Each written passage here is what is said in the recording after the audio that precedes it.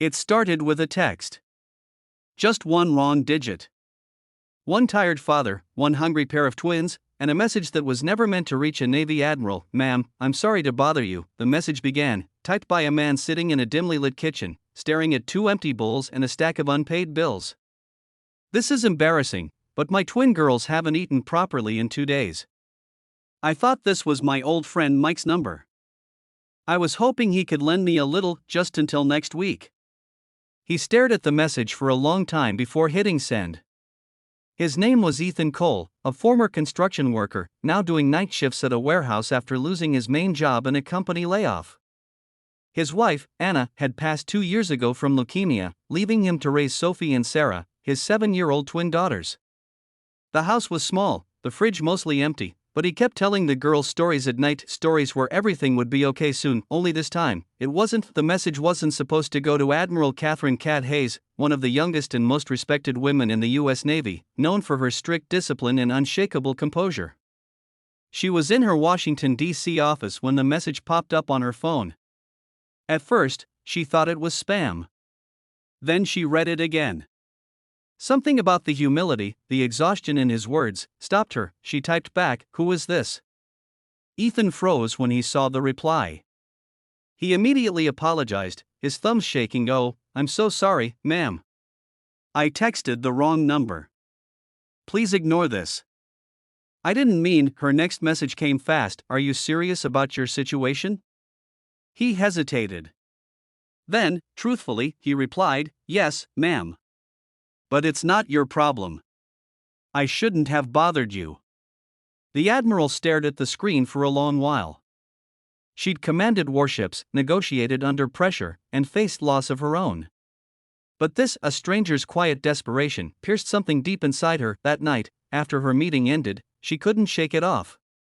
She opened the contact again. "Where are you located?" she asked. When Ethan saw the message, he thought about lying. About pretending he was fine. But exhaustion won. "I live in Norfolk. Small place near the shipyards." The next morning, as Ethan walked the twins to school wearing their faded backpacks and mismatched shoes, a black SUV pulled up to his house.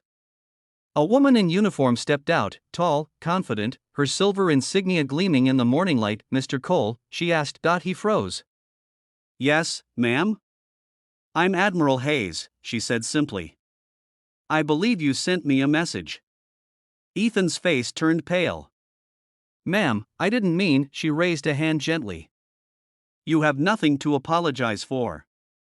She handed him a brown envelope. Inside were gift cards, food vouchers, and a folded note. "This isn't charity," she said firmly.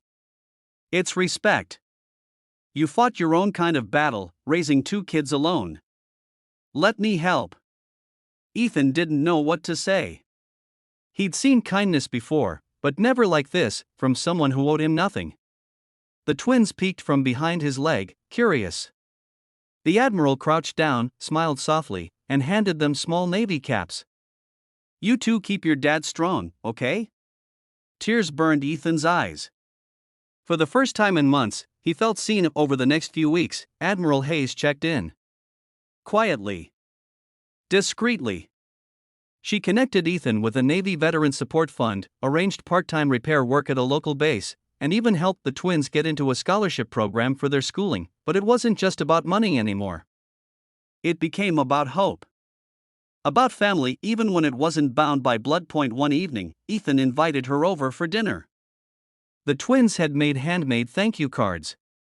The house smelled of pasta sauce, laughter bouncing off the walls. For the first time since Anna's passing, it felt like home again. During dinner, Admiral Hayes confessed something. "Years ago, I lost my brother," she said quietly. "He was a single dad too. I tried to help him, but I was deployed when he needed me most. I couldn't be there." Ethan nodded, his throat tight. "Then maybe helping us was your way of being there for him," he said softly. She smiled. "Maybe so." Months passed. Ethan's life turned around. With steady work and the Admiral's guidance, he started his own small maintenance service. The twins thrived in school, always wearing their Navy caps of courage. One day, at a Navy community event, the Admiral called Ethan and the girls on stage. Cameras flashed, but Ethan didn't know why they were being called. Then she said, "Sometimes heroes aren't in uniform.